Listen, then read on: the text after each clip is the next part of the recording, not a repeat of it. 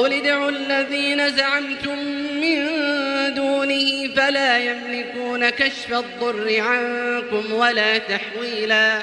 أولئك الذين يدعون يبتغون إلى ربهم الوسيلة أيهم أقرب ويرجون رحمته ويخافون عذابه